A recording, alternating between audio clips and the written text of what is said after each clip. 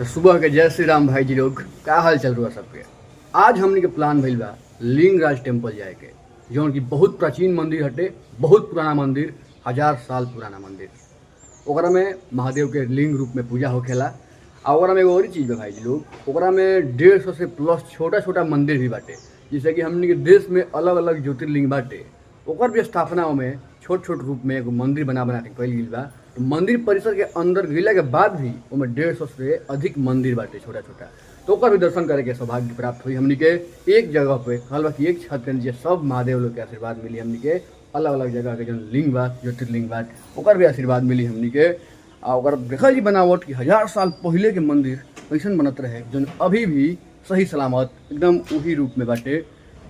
कैसन पहले के वैज्ञानिक, कैसन इंजीनियर रहन जौन इस चीज़ के डिजाइन के लिए सब देखल जाई। आज के मंदिर से तुलना कैली का एक घड़ी का बनता आ पहले के कैसन बनत रहे। ऐसे भी हमनी के हिंदू धर्म में हमनी के जौन मंदिर बनला, वो मंदिर में हमनी के बनावट बहुत सुंदर होखेला। आज के मंदिर में भी या पहले के मंदिर में भी, क्योंकि पहले ही के हिसाब से आज के भी मंदिर हमनी के बनावल जाला वही डिजाइन से। तो देखल जाई। हाँ, एगो और ही बात भाई जी लोग, वो जो बड़ा फॉन्ट में लिखल बाटे कि सिर्फ यहाँ हिंदू ही आ सकते हैं, गैर हिंदू का प्रवेश वर्जित है। गैर हिंदू सिर्फ बाहर से दर्शन कर सकते हैं, मतलब मंदिर के बाहर से आप देख सकते हैं मंदिर को, अंदर एंट्री नहीं मिलेगा। और आप अगर हिंदू हैं, सच्चे हिंदू हैं, श्रद्धा से जा रहे हैं, तो आपको एंट्री मिलेगी। तो बहुत ज़्यादा फेमस मंदिर जे भी उड़ीसा में भुवनेश्वर में आवेला, लिंगराज टेम्पल के दर्शन जरूर करला। बाकी चाहे करो चाहे मत करो, लेकिन लिंगराज टेम्पल फर्स्ट पे आता है। देखा जाओ, हम बहुत इंटरेस्टेड बानी, रोज सब भी रही जा, साथ में बनल रही जा, आगे बढ़ल जाए। गौरी भी तैयार हो गई बड़ी भाई जी लोग, आहे हमू तैयार हो गई बनी। गौरी कहाँ जाना है बताओ तो? कहाँ जाना है? गरम है ना? तो सब फैमिली हमने के जाए लगनी जा लिंगराज टेम्पल, सब रेडी हो गई बा। आहे दे हमने के पीछे गाड़ी खड़ा बाड़ी, यही में बैठब जा आ निकल जाइब जा। अब देखल जाऊँ का देखे के मिलता हो, साथ में बनल रही जा, देखत रहिए ना। गौरी गौरी कहाँ जा रहे हैं हम लोग? हाँ, तो हम आ गई नीचे भाई जी लोग। अब निकल जाओ, गाड़ी के देविया अपन एक लॉक खोल ले। सबसे पहले लॉक खुल गई, अब बैठा जाओ गाड़ी में, चलल जाओ। गाड़ी भाई जी लोग धूप में रखल हो गई, थोड़ा गरम हीट हो गई बा, तो एसी चालू कर दिया जाओ। एसी चालू हो जाए तो टेम्परेचर मेंटेन हो जाए। और बाद बाल बच्चा कुल बाणे बैठी हैं, और उसके बाद हम लोग लिंगराज टेम्पल के लिए प्रस्थान करेंगे। तो साथ में बने रहिए आप लोग और देखते रहिए विलेज लाइफ विथ अंकज।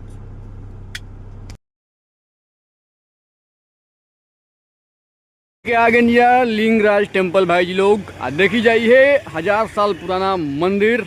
और साँचों में लागतो बा ऐसा है, कहीं जना हिसाब से बनावल बा वैसा से ही देखला से लागत था कि वास्तव में 1000 साल से अधिक पुराना मंदिर भाई।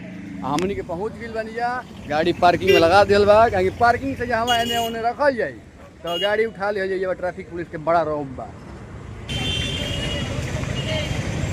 है। कुल जितना कलाकृति लौकता भाई जी लोग सबके, जितना है छोटा छोटा कारीगरी जौन लौकता है पत्थर वाला, ये सीमेंटेड कौनो ना हटे, पहले के सब पत्थर के डिजाइन हटे।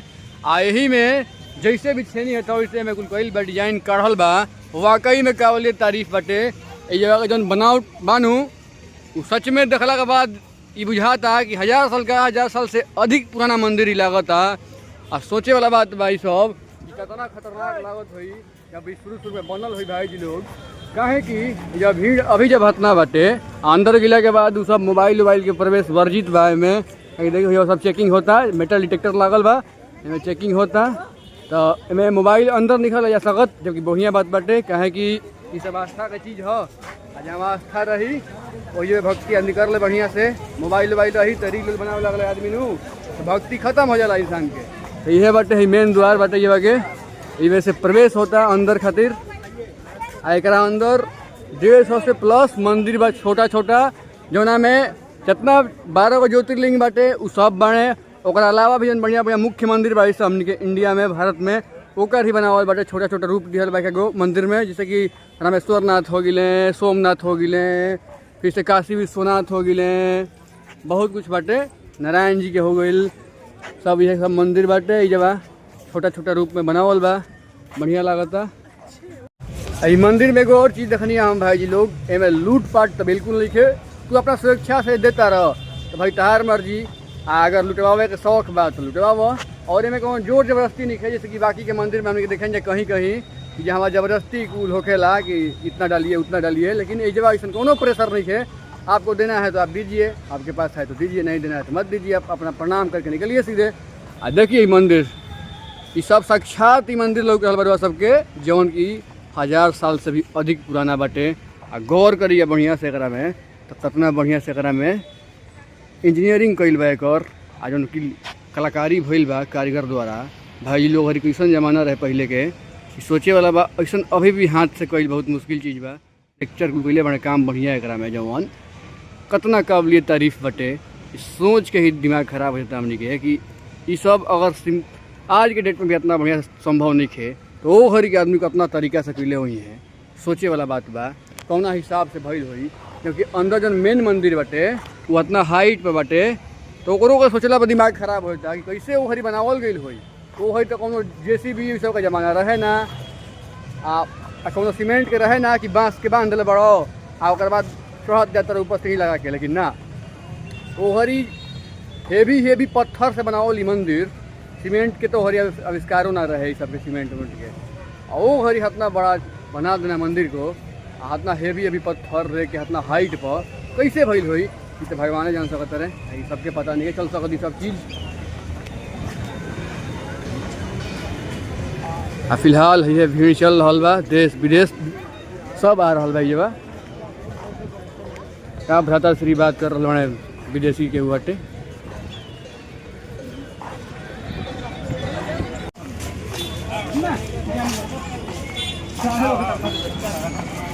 देखिए इधर रथ लागल बा। ऐसने पूरी में जगन्नाथ धाम के जब मूर्ति निकलेला न, तो जगन्नाथ जी के ऐसने निकल रथ, एहिजा भी ऐसने रथ बाटे। आ जौन रथ के नीचे वो सब रखल बा लकड़ी टाइप के, वो लकड़िया से दिशा चेंज कइल जाला। मान लो मुड़े के बाद चाहे अथी करे के बाद तो ओकरे से मुड़ेला, और वही से सब कइल जाला। देखिए मेन मुख्य मंदिर लौक रहल बा हमनी के हाइट से। हतना हाइट पर ओ हर के ज़माने में हतना बढ़िया इंजीनियरिंग कइल, हतना डिजाइन बनावल, हतना तगड़ा। अभी भी मंदिर सुरक्षित बा, 1000 साल हो गई तब भी। सोचे वाला बात बा कि ना बढ़ले।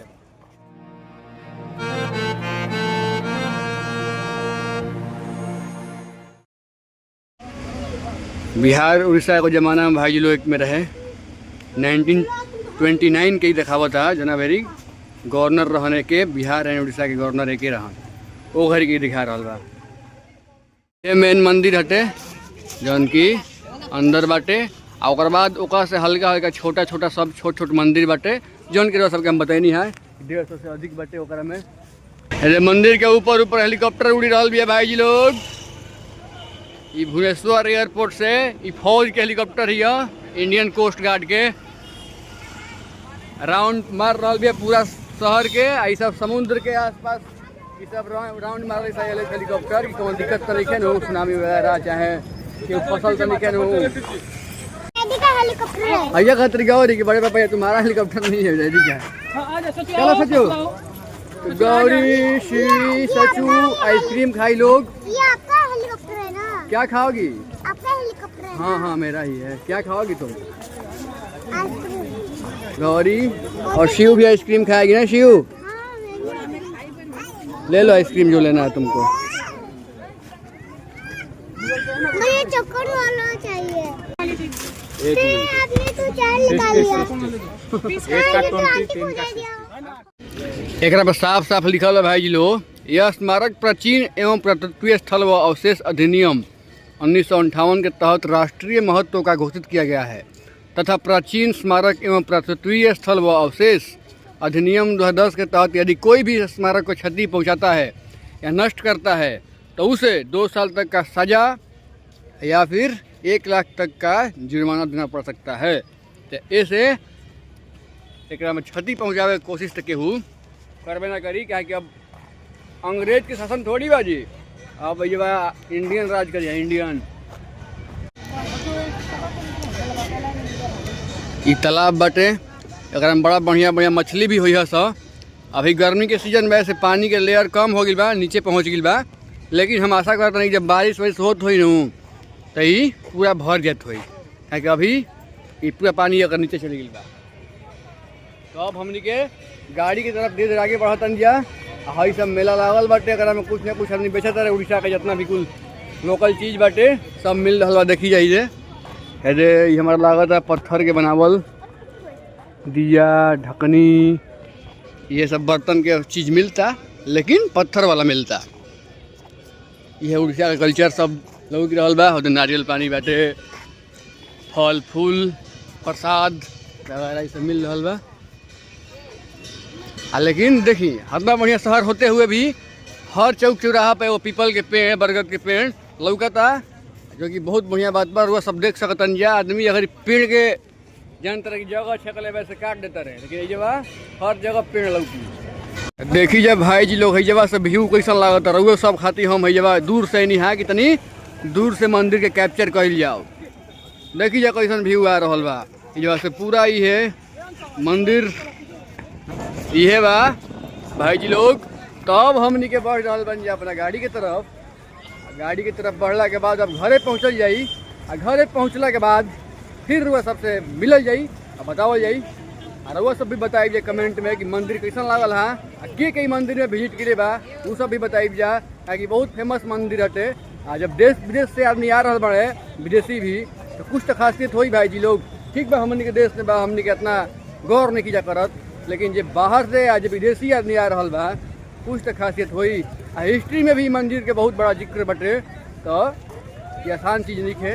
ये बा सब घूमे आओ देखो, ये तो हमने के हिंदू के बाटे चीज़।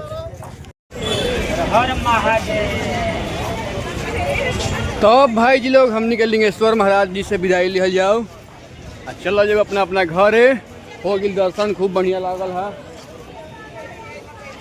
हाँ देखिए भाई जी लोग ये जगह का लिखल बा साफ साफ शब्द में, केवल पारंपरिक हिंदुओं को मंदिर के अंदर प्रवेश करने की अनुमति है। जूते छत्ता चमड़े की बेल्ट कैमरा मोबाइल फ़ोन पक्का हुआ भोजन नशीले पदार्थ हथियार और चमड़े के उत्पाद मंदिर के अंदर अनुमति नहीं है। ये मंदिर बहुत साफ सुथरा बहुत स्वच्छ बाटे, ऐसे जे भी आओ एक में स्वच्छ छवि या स्वच्छ चीज़ लेके आवो, चमड़ा तमड़ा ये सब लेके मत आवे, फ्रेश एकदम साफ सुथरा हिंदू बन के आवो, बढ़िया मन से आवो। देखी जा कितना बढ़िया लुक आ रहा बनू एकदम। आसमान भी मौसम भी हमनी के साथ दे रहा बा, धूप के जगह पे एकदम ठंडा ठंडा शीतल हवा बह रहा बा।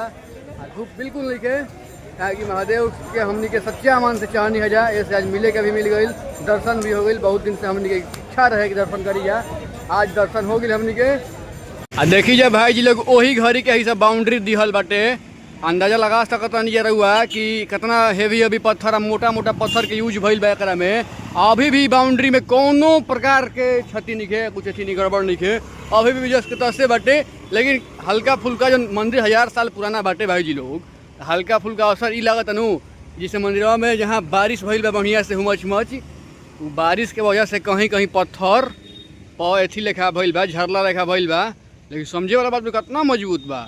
चलो 1000 साल में एक से एक सुनामी या तूफान ये सब आयल हुई, लेकिन फिर भी कितना आक्रमण भइल हुई, लेकिन फिर भी हमने मंदिर सुरक्षित बा, ये सोचे वाला बात बा। तो हमने के भाई जी लोग दर्शन करके अपना घरे सही सलामत आ गई। अब खाना पीना खाई जाई, कुछ देर आराम कैली, ओकरा बाद वीडियो एडिट करके वह सबके बीच में प्रस्तुत कई जाई। बताई जा कैसा लागल आज के पूरा ब्लॉग, बढ़िया लागल हनु तो लाइक करब जा, शेयर भी करब जा, सब्सक्राइब भी करब जा अपना भाई के। तो फिर कल मिली नया ब्लॉग में नई उम्मीद नई शुरुआत के साथ। फिलहाल के लिए जय श्री राम। जिया जिया हो बिहार के लाल।